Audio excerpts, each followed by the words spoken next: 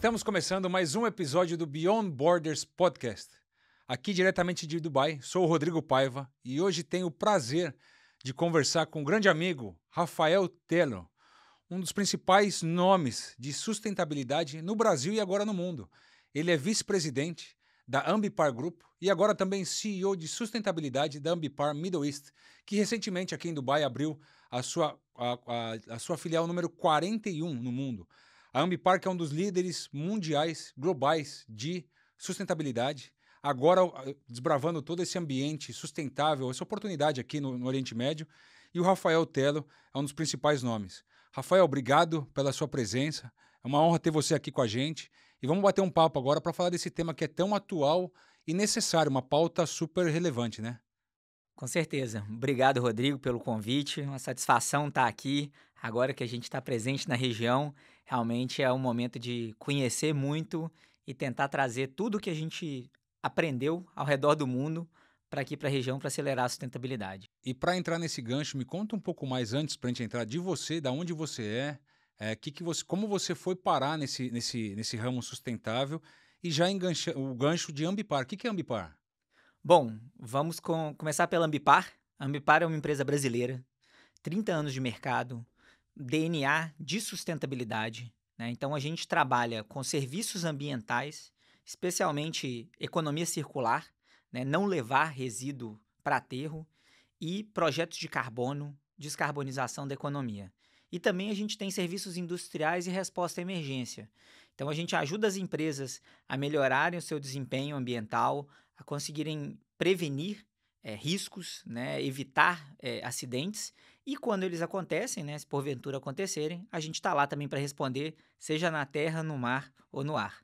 Ponto da economia circular. Então por exemplo, eu estou em casa, eu jogo um lixo no lixo e na minha cabeça acabou ali.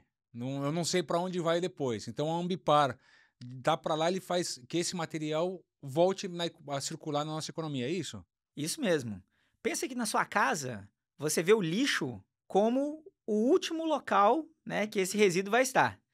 E o que a gente tem que fazer, né? Qual que é o pensamento que a gente está tentando trazer para o mundo? Acabar com a ideia da economia linear. O que é economia linear? É você tem a produção, tem o consumo e depois você joga fora. Nenhum sistema no mundo funciona desse jeito. A natureza funciona num outro modelo, que é o modelo circular. Então, o resíduo que você tem, ele é insumo de algum outro material, de algum outro animal, de alguma outra espécie. Verdade. Então, o que a gente está fazendo aqui é imitar a natureza.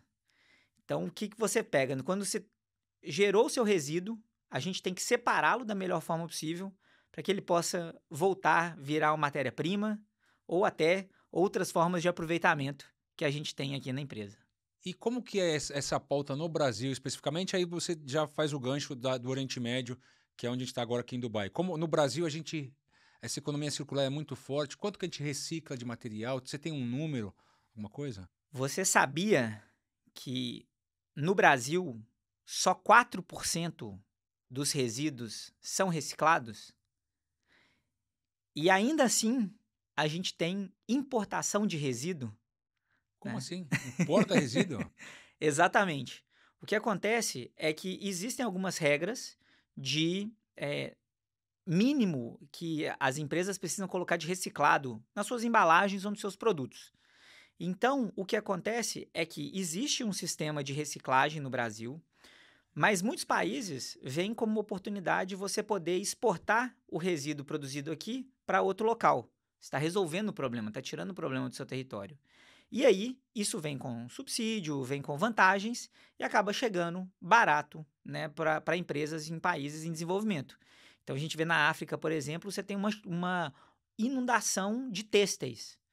Tudo que é têxtil usado de países em desenvolvimento vai acabar na África, isso mata a indústria local e acaba gerando um problema ambiental. Então, no Brasil, a gente tem essa realidade também. A gente agora está tentando mudar isso, mas o que a gente precisa é o quê? De um reforço dessas cadeias de logística reversa e de reciclagem. Na Ambipar, a gente apoia cooperativas a se estruturarem.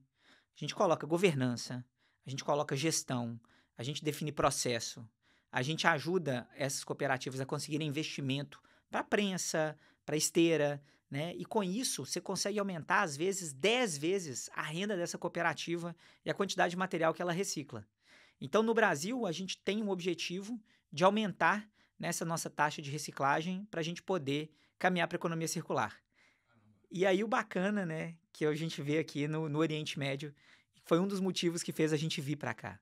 O Oriente Médio recicla mais ou menos o mesmo que a gente, talvez até um pouco menos do que esses 4%. Só que eles têm uma meta de até 2040, tá com 80% de reciclagem na economia.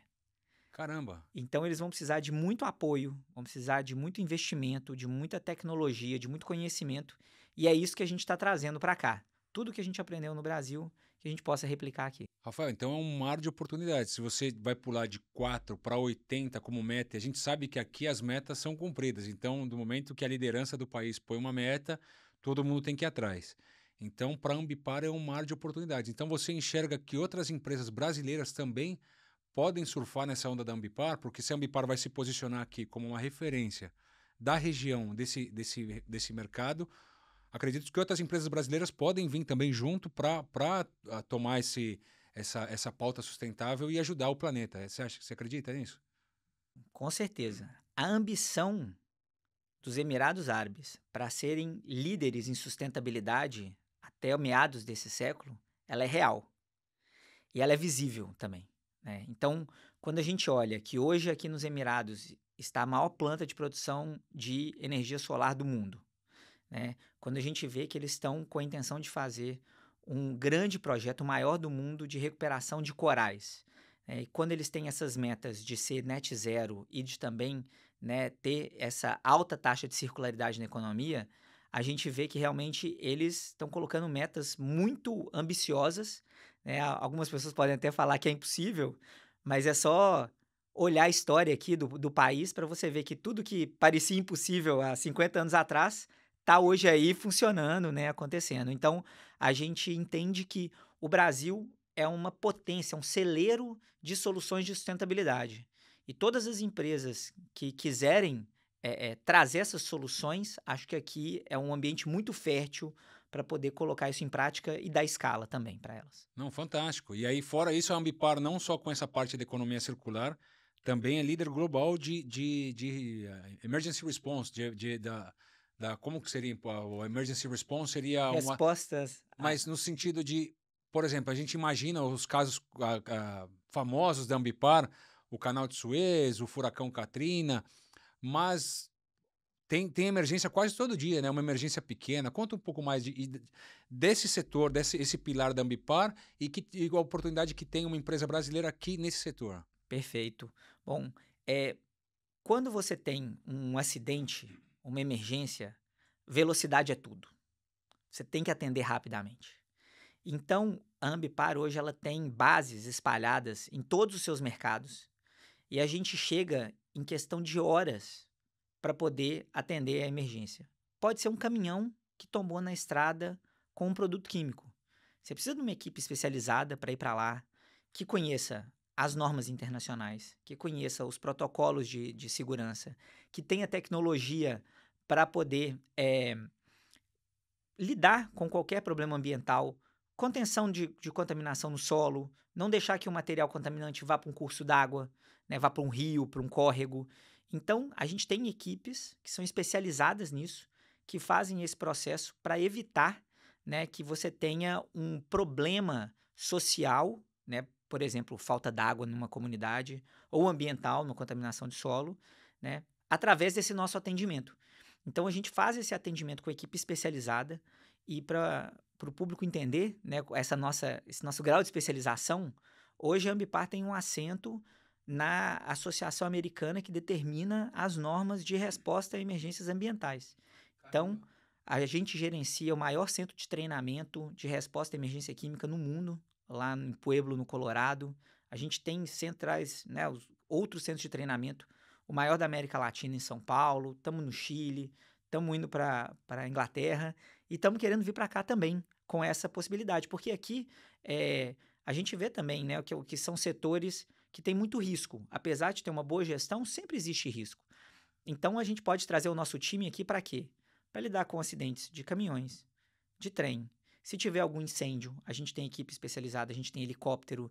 E até se tiver algum vazamento, algum problema em navio, em plataforma, a gente tem navios também, lanchas, equipe especializada para lidar com isso. Então, qualquer tipo de acidente que possa gerar um impacto ambiental, a Ambipar tem condições de ir lá e ajudar a resolver. Fantástico, baita oportunidade aqui para a região do Middle East e na África. E por que você acha que os Emirados é o ponto ideal para Ambipar? Tá? É a localização ou o tempo, essa parte, essa pujança aqui da economia? O que você enxerga de oportunidade aqui? Eu acho que existem alguns fatores que fazem dos Emirados, né, uma região de destaque e, e uma região melhor para a gente poder começar o trabalho, né? Já há 70 anos, a região dos Emirados Árabes é uma região que cresce continuamente. E cresce continuamente com projetos audaciosos, né, com metas muito ambiciosas e que demonstra capacidade de planejamento e execução. E a região hoje é uma referência para todo o Oriente, Norte da África e até a Ásia, Sudeste Asiático, o Leste Europeu. Quando a gente olha para a história aqui dos Emirados e vê o que eles alcançaram nesse curto período de tempo, falando de 50 anos, né, a gente vê que é uma sociedade que está sempre olhando para o futuro. Os Emirados Árabes querem ser a nação que vai mostrar hoje como será o futuro no mundo. Fantástico. E essa é a sociedade que a gente também quer construir. A gente quer apoiar uma sociedade sustentável. Então, o Ambipar está aqui, num ambiente onde nós seremos provocados, desafiados, mas também apoiados a podermos desenvolver soluções que vão trazer sustentabilidade aqui para a região. Com certeza a gente vai estar desenvolvendo as soluções do futuro que o mundo todo vai precisar. Caramba, fantástico, forte isso. Aqui querer mostrar como que vai ser o amanhã e esse amanhã tem que ser sustentável, né? O mundo precisa ser sustentável e se fala muito uma palavra não só a sustentabilidade, mas a questão do crédito de carbono se fala muito hoje em dia. E às vezes a pessoa que está assistindo não faz ideia. O cara que está em casa assistindo no YouTube, nas redes sociais, não faz ideia do que é um crédito de carbono. O que seria isso nessa economia, na oportunidade, no geral? O que é um crédito de carbono? Então, vamos lá. Para quem não sabe, né, o que é um crédito de carbono? Um crédito de carbono é uma unidade que a gente utiliza para medir o impacto que tem da nossa sociedade no planeta. Vamos dar a palavra para ficar mais simples aqui. Um crédito de carbono é uma forma da gente calcular a poluição que a gente gera na atmosfera, provocando o aquecimento do planeta. Quando eu tenho um carro e eu dirijo esse carro usando gasolina, a gasolina ela vem do petróleo, que é carbono, e que estava embaixo da terra. Na hora que a gente tirou o petróleo debaixo da terra, queima ele e joga ele na atmosfera, ele contribui para manter calor preso na terra. E isso gera eventos extremos. Chuva extrema, tempestades, enchentes, seca, nevascas. Não é que que o planeta vai esquentar como um todo. Ele vai desequilibrar, gerando mais fenômenos prejudiciais. Então, quando a gente vê as enchentes no Rio Grande do Sul, as enchentes em Valência, o furacão que a gente teve agora, né, na Flórida, as secas que a gente vê na Amazônia, tudo isso é efeito das mudanças climáticas. Então, o crédito de carbono, ele entra para dizer o seguinte, olha, a gente precisa começar a tratar o problema tonelada a tonelada. Então, se eu estou colocando 1 tonelada de carbono na atmosfera, com carro, com indústria, com energia, eu preciso de alguma forma tirar um outro para poder manter o equilíbrio. Esse cálculo, essa troca, ela é feita medida em créditos de carbono. Então, se eu tenho um projeto igual o Ambipar, a gente conserva 2,5 milhões de hectares de floresta amazônica. Caramba, qual que é o tamanho disso? Isso é quase uma Bélgica. Caramba, o tamanho de um país. Não, pensando aqui na cidade de Dubai, são 700 Dubais. Meu Deus. Então, 700 Dubais de floresta de é o que a Ambipar floresta tem. preservada, que a gente conserva junto com os proprietários lá na região amazônica. Essas florestas preservadas continuam capturando carbono, né? Continuam prestando o que a gente chama de serviços ambientais. Regularização de chuva, temperatura, vários serviços que as florestas prestam. Então, quando a gente mantém essa floresta, a gente está sugando carbono da atmosfera. Essa quantidade que a gente suga, a gente pode, então, vender para quem está gerando, para quem está emitindo. E o ideal, que a gente fala hoje do mercado global de carbono, é onde a gente possa ter um mercado que vai dar um preço para esse crédito de carbono autossuficiente para estimular projetos não só de conservação de floresta, mas de recuperação de floresta, de conservação de mangues, de recuperação de corais, de investimento em tecnologias para geração de energia limpa, solar, eólica, biomassa, né? Você sabia, Rodrigo, que no Brasil a gente tem uma oportunidade de ter um combustível negativo em carbono? Como assim? Quando a gente fala do etanol, o etanol ele é um combustível renovável. Por quê? Quando você queima o etanol, você joga carbono na atmosfera. Só que aquele carbono foi absorvido pela cana para ela poder crescer. Então, ela é praticamente zero em termos de emissão. Só que se na produção do etanol você consegue pegar esse carbono que vai ser emitido na queima, por exemplo, da cana, na geração de energia, você consegue, se você pega essa emissão, em vez de jogá-la para a atmosfera, você injeta ela no solo, que a gente chama de sistemas de captura de carbono no solo, você não vai ter essa emissão. Então, a cana puxou o carbono da atmosfera e aquilo que poderia ser jogado no processo produtivo está indo para o solo. Então, você vai ter um combustível negativo em carbono. E essa é uma solução prática. O etanol já é disseminado no Brasil, né? A gente tem, inclusive, parcerias globais para disseminar isso no mundo.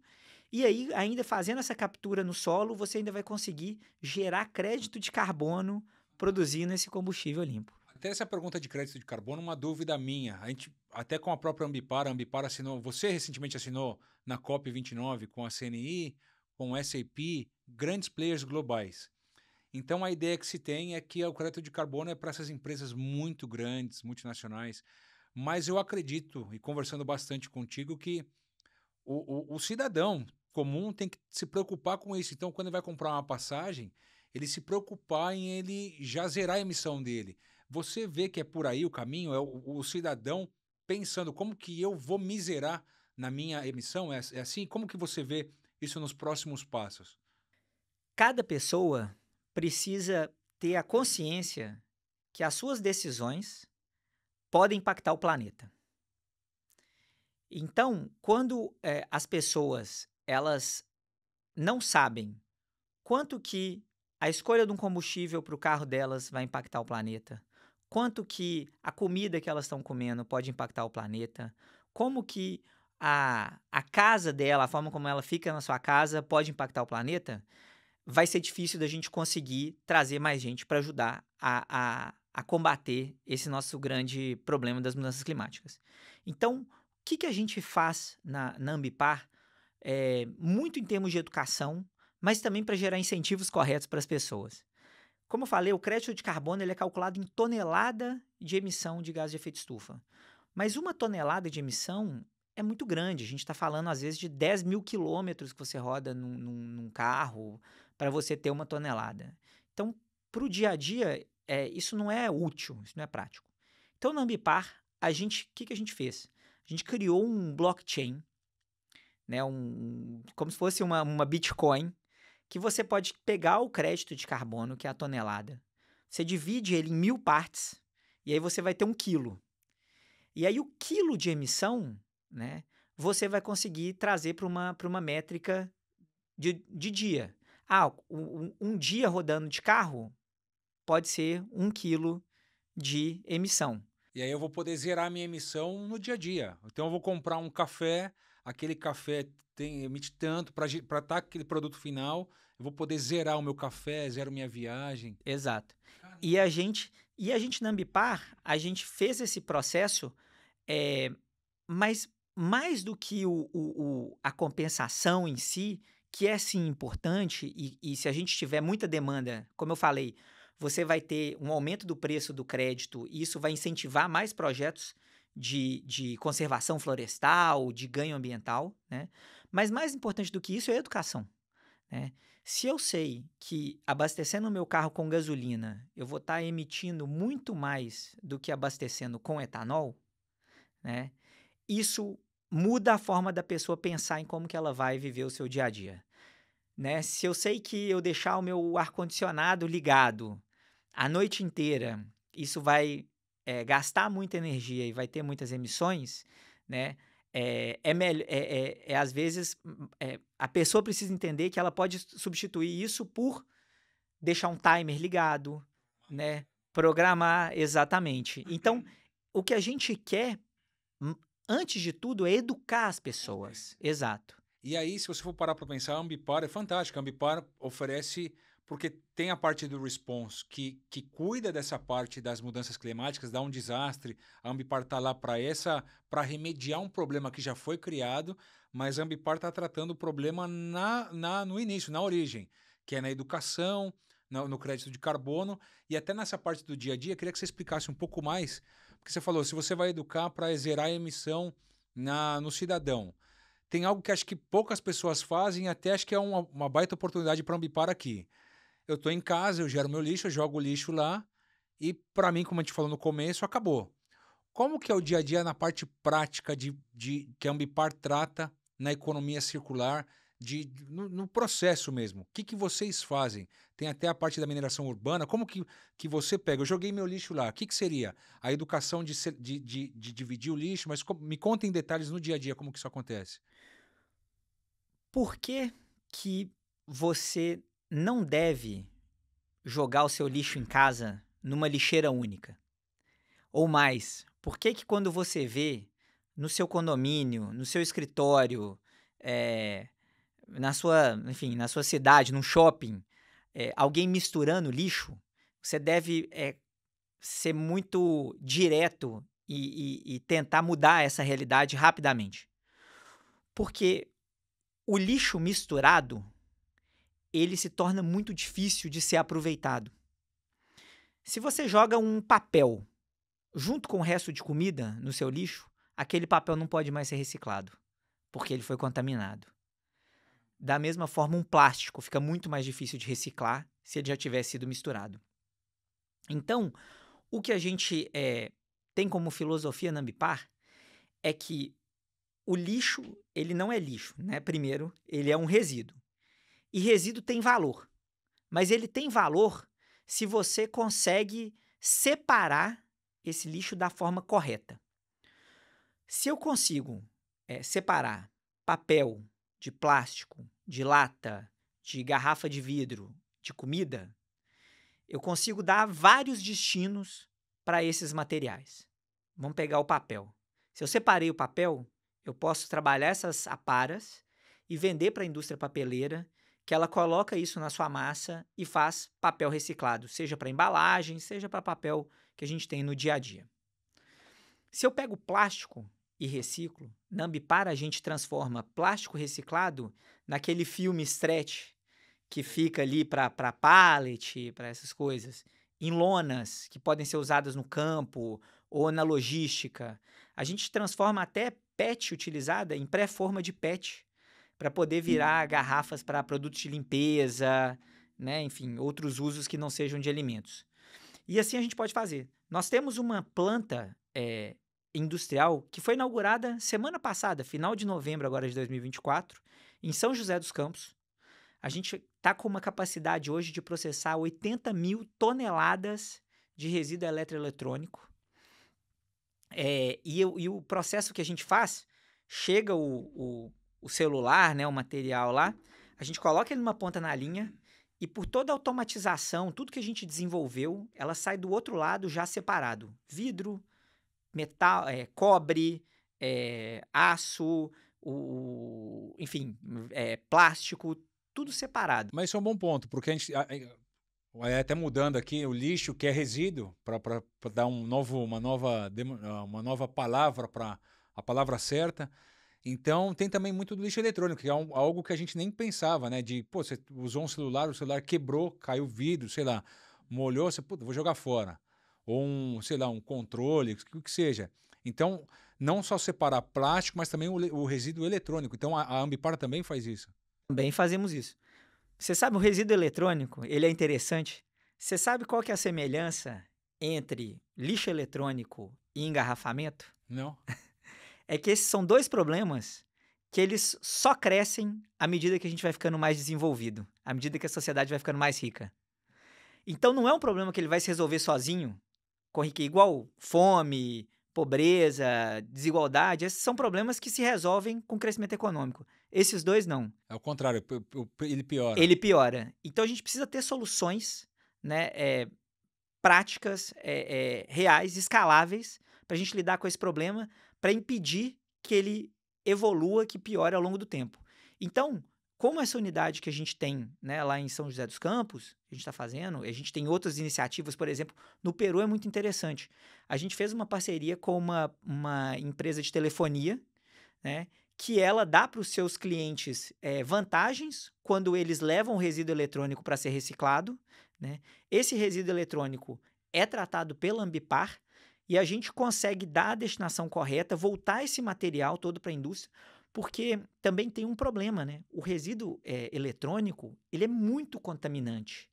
A gente tem metais pesados, a gente tem materiais ali que, uma vez no solo, eles podem gerar uma contaminação muito difícil de reverter. Então, a gente precisa trabalhar isso com seriedade e não tem outra forma de fazer isso sem ser com plantas com alta tecnologia, com alta capacidade de processamento, com muita governança mesmo, né? E que cumpram as normas todas internacionais para que a gente possa realmente transformar, fazer a circularidade, pegar o celular de hoje e transformar no celular de amanhã e seguir esse ciclo sempre acontecendo, sempre aumentando. Então, de oportunidade até para negócio, uma planta assim tem que estar em toda a cidade do mundo, porque todo mundo gera lixo o tempo inteiro. Então, o ideal seria todo lugar separar a água. Como que você, por exemplo, a água em casa? Eu estou na minha casa, como que eu posso melhorar a questão do reuso da água? Porque você tá lá, você fica jogando, sei lá, você lava uma roupa, puta, usei a camiseta, sujou um pouquinho, você já põe para lavar, põe duas camisetas para lavar numa máquina inteira. Como que seria a parte de água no dia a dia? No dia a dia, existem várias formas da gente melhorar o nosso uso de água. Acho que o primeiro básico, né, que a gente sempre fala é o banho. Dá para reduzir o banho, né? Dá para a gente tomar um banho rápido, né? E no Brasil a gente tem um problema também que o banho, ele, além de gastar água, ele gasta energia. O Brasil é talvez o único lugar no mundo onde você tem chuveiro elétrico. Então, se você tem, enfim, banho rápido, você está economizando água, mas também está economizando energia, que é bom para o bolso. Mas também, além disso, tem dicas que a gente tem no dia a dia. Água da máquina de lavar, você pode usar para lavar garagem.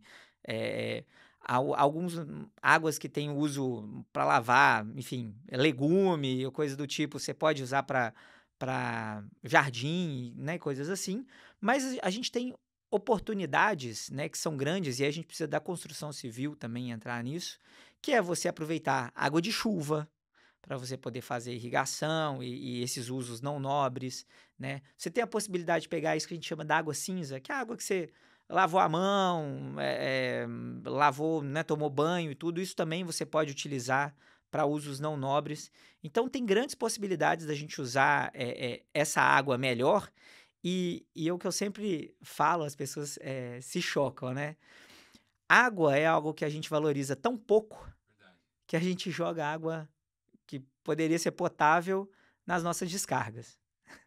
No dia que a gente tiver um cuidado com a água, isso vai ser uma imagem do passado. Esse você acha que poderia ser uma mudança já para todo mundo, de usar essas águas de reuso na descarga? Isso é algo que é possível, que é inclusive desejável, não tem porquê você usar uma água nobre numa descarga, né? E a gente poderia fazer isso, né, junto com a construção civil. Isso, inclusive, é uma agenda que a gente tem, a gente até pretende colocar como pauta de conversa aqui nas empresas aqui da região. E no dia a dia, uma pergunta, você que roda o mundo falando desse assunto, de novo, uma das principais referências no Brasil e agora no mundo de sustentabilidade, você acha que a parte não só da conscientização, o usuário comum, eu, você, todo mundo que no dia a dia em casa, ele quer um benefício, ele te pergunta muito isso, ah, mas qual que é a minha vantagem? O cara não pensa muito, ele quer o dinheiro, ele fala, pô, eu vou estar economizando, eu vou ganhar dinheiro, isso? Você escuta muito isso? Com certeza.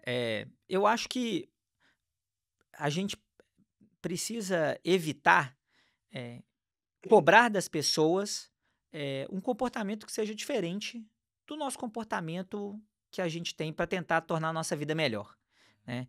Então, eu te pergunto, né, Rodrigo, que mudanças você já fez na sua vida que foram mais caras ou que foram mais difíceis de fazer do que o que você já faz habitualmente?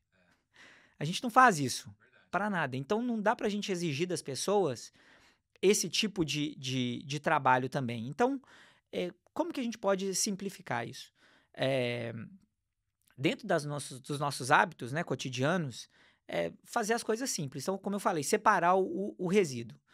Tem muitas cidades que conseguiram aumentar a taxa de reciclagem só falando para as pessoas: não mistura o úmido, né, que é o orgânico, com o seco. Porque o seco, chegando na cooperativa, você consegue separar ele bem e reciclar bem. E não é um problema para as pessoas, até porque ah, um- um- um- em casa eu tenho isso já há muitos anos, eu pratico. O resíduo de material, né, a lixeira com material reciclável, você deixa ela lá semanas. Não tem cheiro, não tem nada que gere problema para casa. O orgânico não, você deixou 2 dias lá na temperatura, no verão brasileiro, já vai ter problema ali em casa, né? Então, só separando isso, que é simples e é fácil de você explicar para as pessoas, você consegue promover a mudança sem trazer custo ou, enfim, alguma dificuldade para as pessoas. E aí, na hora que a gente olha nas decisões de compra, é muito importante que as pessoas saibam que quando elas estão fazendo uma compra, elas estão dando um voto. Eu estou apoiando essa empresa e não estou apoiando essa outra aqui.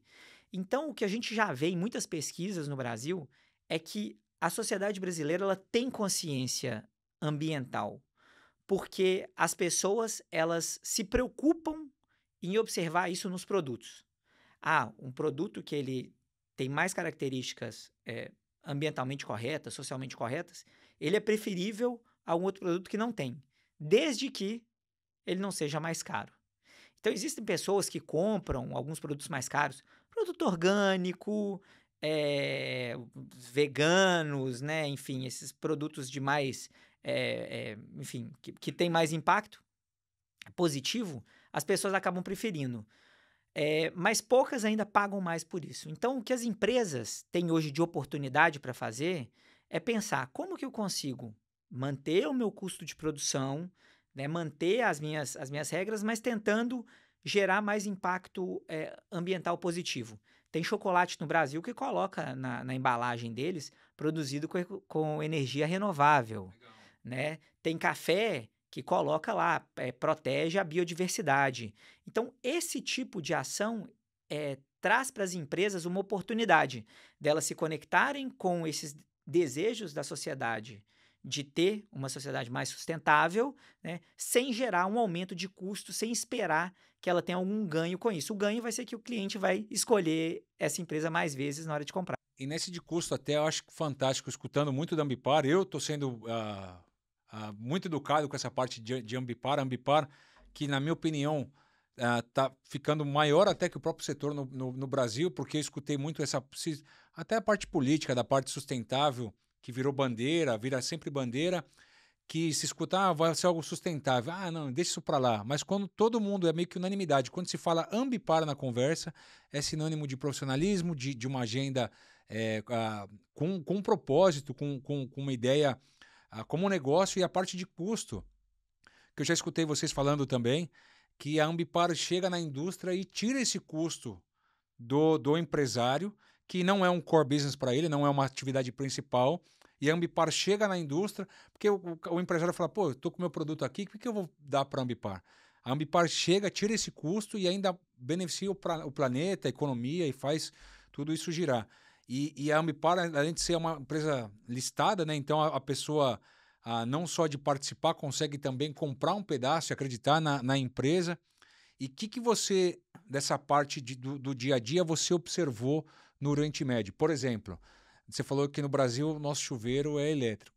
Aqui se usa muito a energia solar. Tem alguma coisa que o Brasil consegue pegar daqui? Você, estando aqui mais vezes, como que você viu essa pauta aqui no Oriente Médio? Uhum.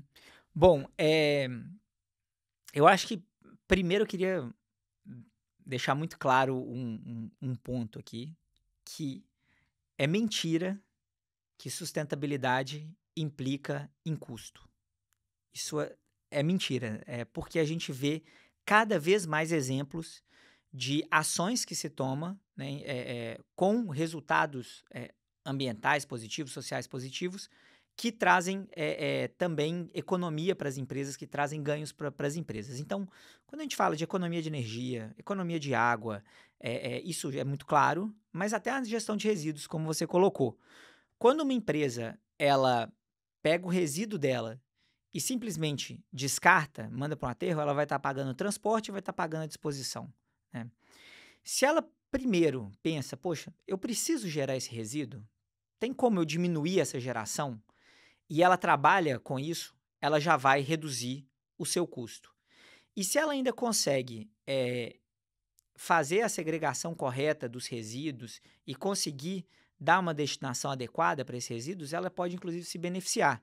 Então ela pode vender esse resíduo como matéria-prima para outras indústrias, né? Ela pode, às vezes, vender para alguém que vai transformar aquele resíduo em energia, né? Também é possível. Então, tudo isso pode trazer ganhos para as empresas. Então, todo empresário, né, que estiver nos ouvindo, é bom ele saber disso. Se alguém falar, não entra nessa de meio ambiente, de sustentabilidade, que você vai aumentar seu custo, não acredita nisso. Explora, estuda, porque tem muita oportunidade. Agora, falando do que a gente aprende aqui. Foi muito interessante, quando teve a COP28 no ano passado, eu tive a oportunidade de visitar a empresa de energia aqui de Dubai, a DEWA.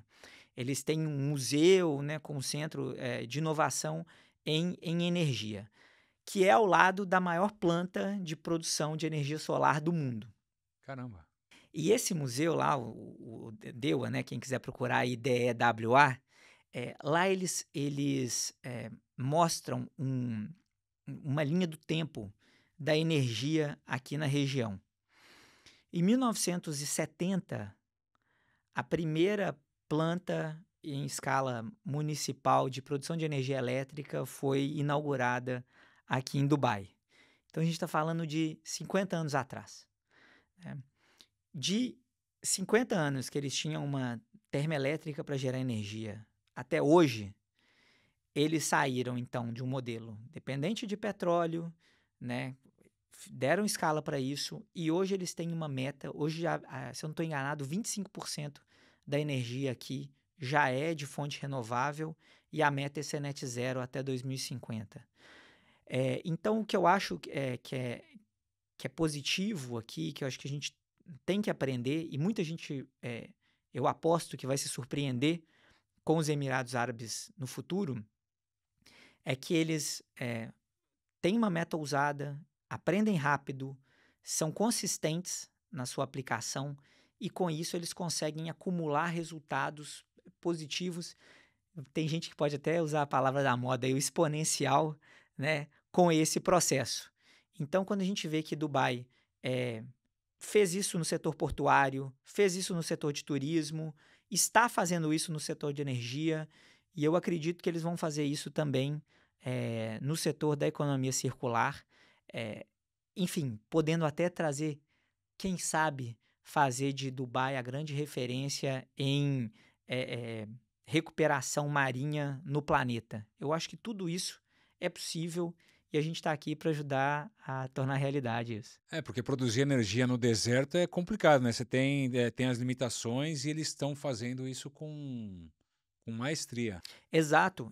Essa planta que eles têm de produção de energia solar, eles desenvolveram uma tecnologia muito interessante, que é um robozinho, né, para fazer a limpeza das placas. Imagina que com o vento e a areia passando o tempo inteiro, a placa ela vai ficando com aquela camada de areia ali e ela diminui a capacidade dela de absorver, né, a energia solar. Então, eles colocaram um robozinho que ele passa num trilho e ele vai limpando essas placas de tempos em tempos. Então, é uma forma simples deles manterem toda essa estrutura que eles construíram com capacidade máxima de geração de energia ao longo do tempo. Caramba, então no Brasil a gente pode também até esse tipo de tecnologia tentar utilizar. No Brasil a gente usa muito placas solares para energia ou não tanto? A gente usa bastante. Hoje, energia solar e eólica são as fontes que mais crescem, né, em geração de energia no Brasil. E aí é um ponto que é também bom a gente reconhecer e se orgulhar, né, do que a gente tem no Brasil. Em termos de transição energética, o Brasil já está no futuro. A gente tem mais de 90% da nossa matriz elétrica abastecida com fontes renováveis, seja hidrelétrica, solar, eólica. Então, a gente hoje tem uma matriz muito, muito limpa quando a gente fala de energia elétrica. A gente tem desafios quando a gente fala de combustíveis, né? A gente tem um desafio, e é bacana, Rodrigo, que as coisas elas vão se complementando, né? Por que que mudanças climáticas são um ponto fundamental para a segurança energética do Brasil? Porque se a gente tem secas prolongadas no Sudeste e Sul, onde está a maior parte da produção hidrelétrica do Brasil, a gente está correndo o risco de não ter energia para abastecer as casas das pessoas. E aí a gente vai precisar ligar usinas termoelétricas que elas também vão gerar gases de efeito estufa, porque elas são mantidas com combustíveis fósseis. Então você vê como que é importante a gente ter esse cuidado, manter o clima organizado para manter nossos reservatórios cheios e manter as nossas usinas a combustível fóssil desligadas e o nosso consumo sendo feito com energia limpa. E são cuidados no dia a dia, né? Tem até uma iniciativa que a gente escutou recentemente na Dubai Economy, Departamento de Economia aqui de Dubai, que fizeram postos ou pontos de água para você pegar.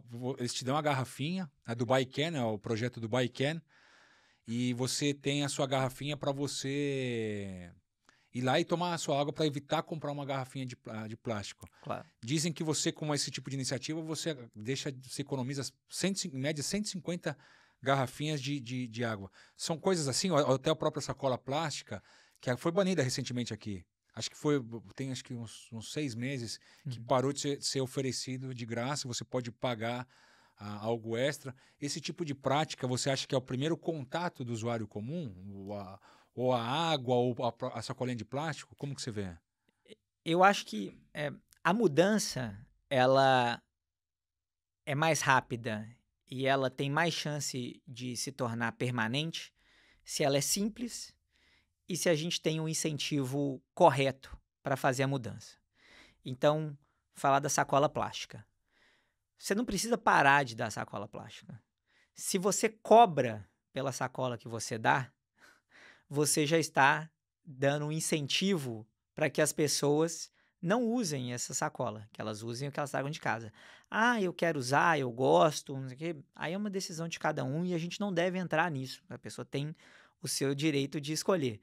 Mas se você cobra por isso, muitas pessoas já vão refletir naquilo. Poxa, será que eu preciso mesmo pagar por isso? E aí, essas mudanças, elas são positivas. E por que eu vejo, apesar de sermos uma empresa de reciclagem, as pessoas às vezes pensam assim, ah, não, para eles é melhor todo mundo usar papel, usar plástico e tal. E não é isso. Como falei já no número, né? A gente está reciclando 4% do que a gente gera. Se olhar só grosso modo, nós podemos aumentar o mercado no Brasil 25 vezes sem ter que mudar muita coisa. Então, as pessoas, quando elas diminuem o consumo, né, da sacolinha plástica, a garrafa realmente, né, a garrafa plástica, ela é um desafio para a gente. Diminuir isso é positivo, mas tem outras coisas que também podem ajudar. Um que eu gosto muito, Rodrigo, e acho que é uma curiosidade bacana aí para quem está nos assistindo, que é a questão do que prejudica a reciclagem de uma embalagem. Não sei se você tem isso na cabeça, mas a gente fala, existem 5 Cs que são os inimigos da reciclagem. Então, quando você tem uma cor colocada numa embalagem, você está prejudicando a reciclagem dela. Por quê? Garrafa PET, vamos pegar, tá? Se a garrafa PET é transparente, a maior parte das garrafas PET são transparentes. Você pode juntar todas, você tem volume, você tem escala, você rapidamente devolve ela para a indústria.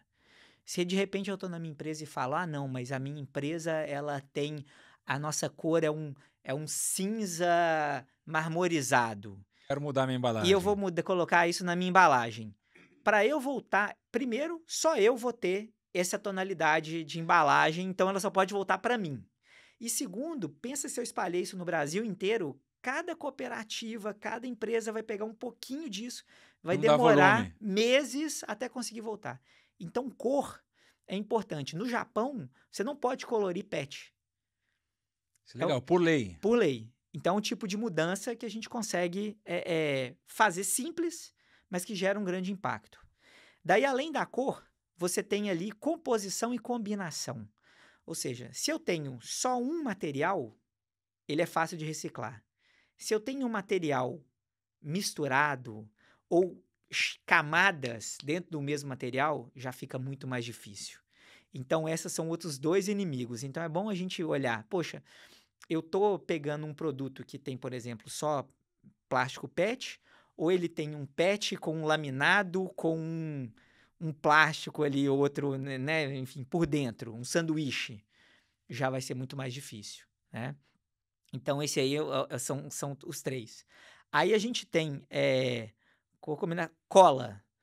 Tudo que tem cola também dificulta para a hora de reciclar. Então, também prestar atenção nisso para a gente evitar ao máximo. E por último, o comportamento.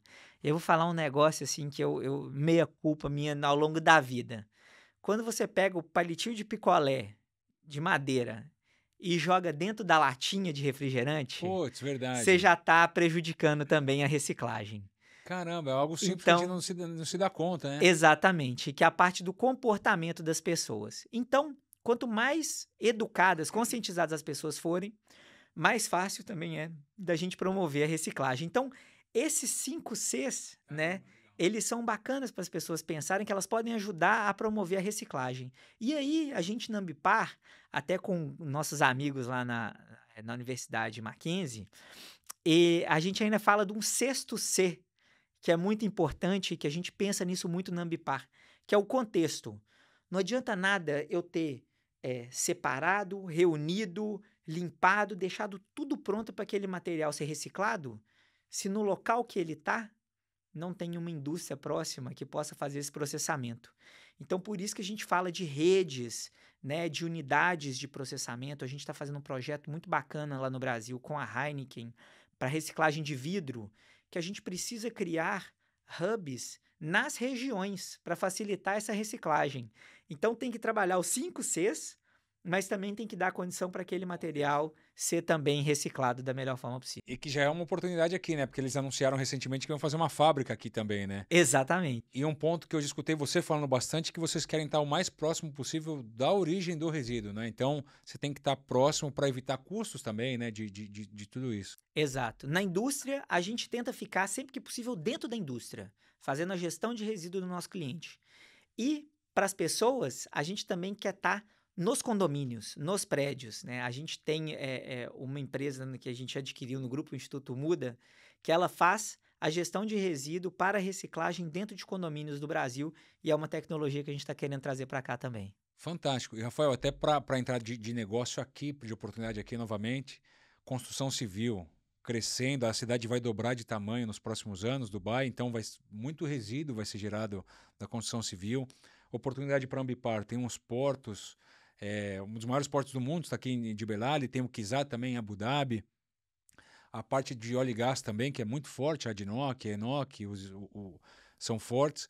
Mas recentemente a gente teve num projeto, eu queria que você me comentasse até, pessoal, do Dubai Reef, que são coisas que a gente nem imagina da questão portuária, e que você comentasse um pouco desse projeto. da Dubai Reef, que é algo que a gente não faz ideia, até da questão do barco que você comentou, que vai e solta resíduo no mar, isso acaba com a vida marítima dali e também até oportunidade de turismo, que a gente comentou. Comenta um pouco dessa parte do Dubai Reef, de oportunidade, linkando a parte sustentável, oportunidade para a Ambipar e como que isso pode ser replicado para o mundo.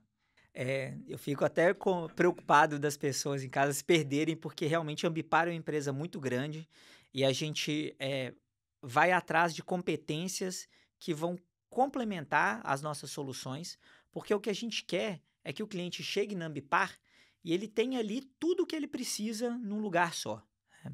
Então a gente tem dentro da Ambipar uma unidade de negócios de pesquisas e serviços ambientais. Então a gente faz estudos, mineradoras que quiserem fazer licenciamento, indústrias que quiserem fazer algum monitoramento do seu impacto, enfim, tudo que esteja ligado à relação entre uma atividade produtiva e o ecossistema, a gente presta serviços ali. E dentro dessa unidade de negócio, a gente tem um laboratório de altíssima tecnologia, uma referência em biologia, em ecossistemas marinhos, e a gente tem uma expertise muito grande que a gente conquistou ao longo dos anos, porque a gente está ajudando, como você falou, os portos e terminais a monitorarem se não tem essa água de lastro, né? O navio ele precisa colocar uma água ali para ele ficar pesado, né? Se ele está sem carga e poder navegar com eficiência.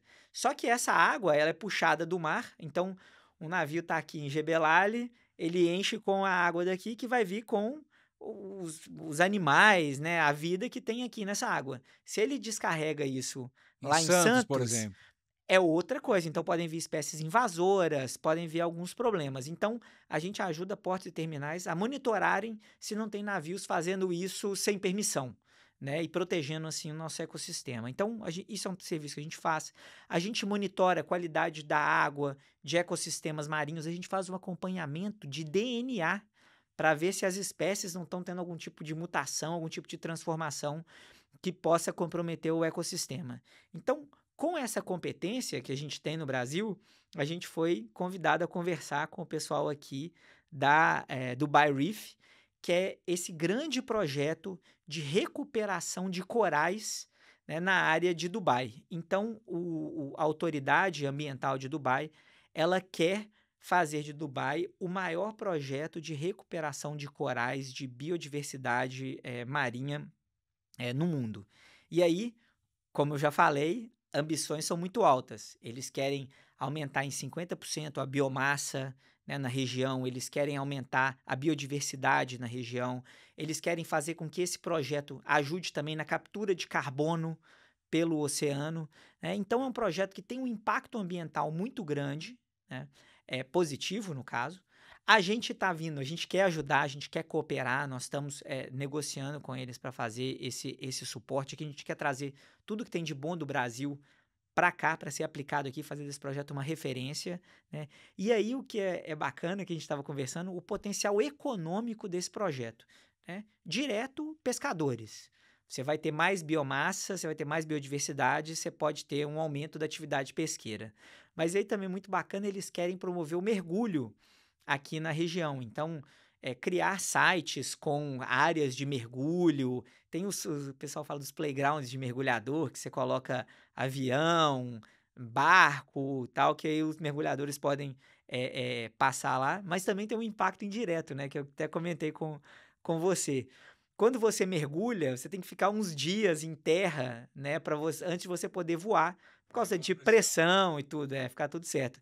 Então, se você estimula o turismo de mergulho, você acaba também estimulando mais dias que as pessoas vão ficar aqui conhecendo, comprando, né, e acaba sendo positivo para a economia Muito também. bom. E, Rafael, aproximando para o final aqui dessa conversa, muito boa. Com certeza, a gente vai ter que conversar mais sobre isso e espero nos próximos meses a gente fazer uma atualização de como está sendo esses próximos passos da Ambipar aqui no Oriente Médio. Eu queria, na parte pessoal, você me comentar como que era a sua percepção de Oriente Médio antes de você vir para cá. Você veio algumas vezes já para cá, trabalho. Está vindo com mais frequência agora. Duas perguntas. O que você imaginava que você se surpreendeu para cá? Falou, pô, imaginava isso, aqui é diferente.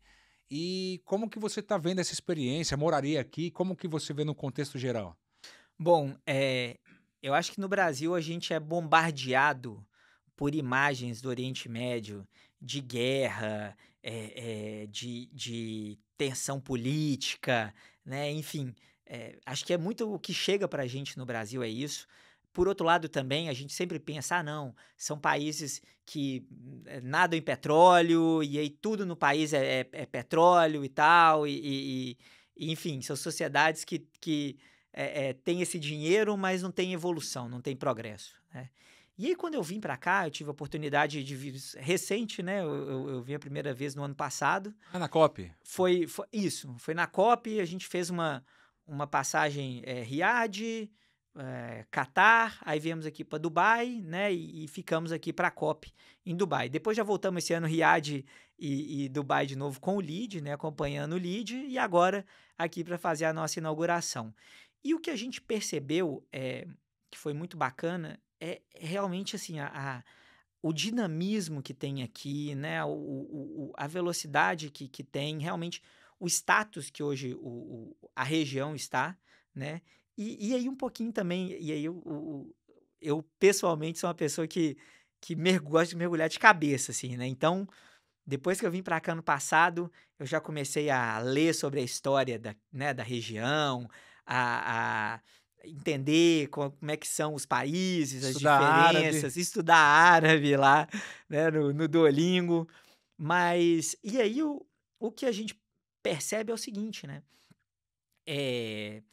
Os Emirados Árabes são uma história muito bonita, né? Uma história muito interessante de pacificação, né, união e construção conjunta, né, de uma visão de futuro.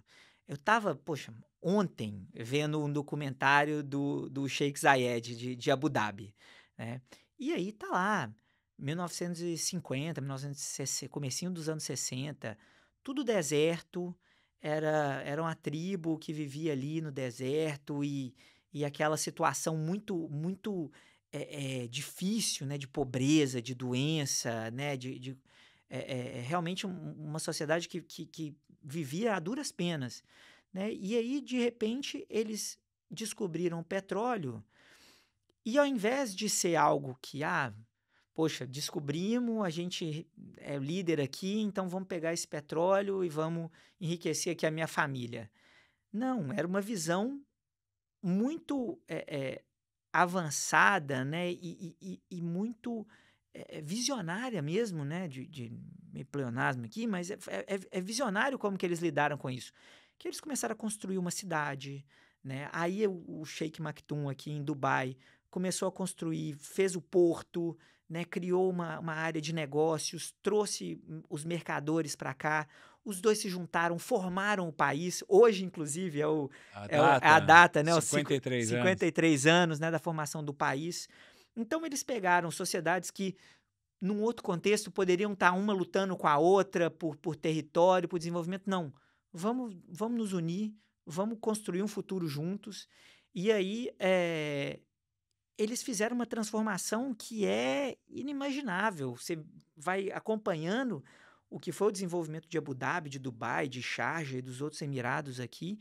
Foi um negócio muito inspirador.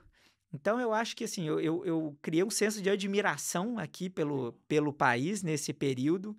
E a gente vê aqui na cidade, né, muita tolerância, muita limpeza, muita segurança, né? Então, uma região muito agradável de estar. Tô tendo a oportunidade de ficar aqui algumas semanas com esse projeto da Moraria aqui? Ambipar. Hã? Moraria aqui? Não, aí eu não posso falar isso, porque senão minha esposa, se eu falar isso sem consultá-la Precisa antes... aprovação da Exato. chefe. Não, mas é uma região que realmente, assim, eu recomendo que as pessoas conheçam.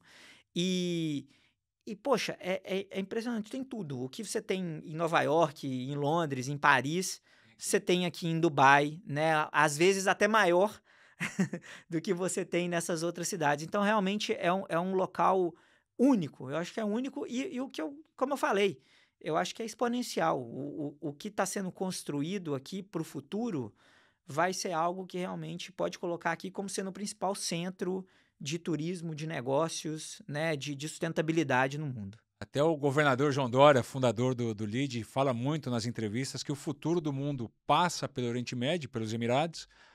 Não é errado dizer também que o futuro da sustentabilidade vai passar por aqui também, né? Esse vai ser um grande líder nesse setor que você é um especialista e aproveitar para agradecer aqui pelo tempo, a honra de estar com você aqui, esse papo super agradável, como sempre. Você é um cara muito, muito gente boa e conhecedor, de novo, uma das principais vozes de sustentabilidade, não só no Brasil hoje em dia, mas também agora no mundo, se posicionando aqui como também CEO de sustentabilidade da Ambipar Middle East. MENA, na verdade, né? Middle East and Africa. Queria agradecer, Rafael, pela sua presença. Se quiser deixar um recado aí para alguém dessa parte sustentável, para a gente encerrar nosso papo aqui. Poxa, Rodrigo, muito bom, uma satisfação, sempre bom a gente poder conversar, né? Também digo mesmo, você é um cara muito bacana, né? Muito gente boa e muito defensor também dessa integração Brasil e Oriente. E eu acho que o recado que eu queria deixar é isso: o futuro da sustentabilidade do mundo vai passar pelo Oriente Médio e por um Oriente Médio que vai ter grande presença brasileira. Então, acho que se a gente conseguir colocar Brasil, Emirados Árabes mais próximos, com mais trocas, com mais cooperação, com certeza nós vamos trazer muitas soluções para cá, né? E nós também vamos ser influenciados para sermos realmente o grande provedor de soluções de sustentabilidade para o mundo, começando pelo Oriente. Fantástico, perfeito. Esse foi o Rafael Tello, vice-presidente do Ambipar Group, um líder global de soluções ambientais, uma das referências dessa pauta sustentável no Brasil e no mundo hoje em dia. E aqui diretamente de Dubai, esse foi mais um episódio do Beyond Borders Cast. E nos sigam nas redes sociais para mais episódios como esse, os nossos cortes e tudo mais. Rafael Tello, muito obrigado.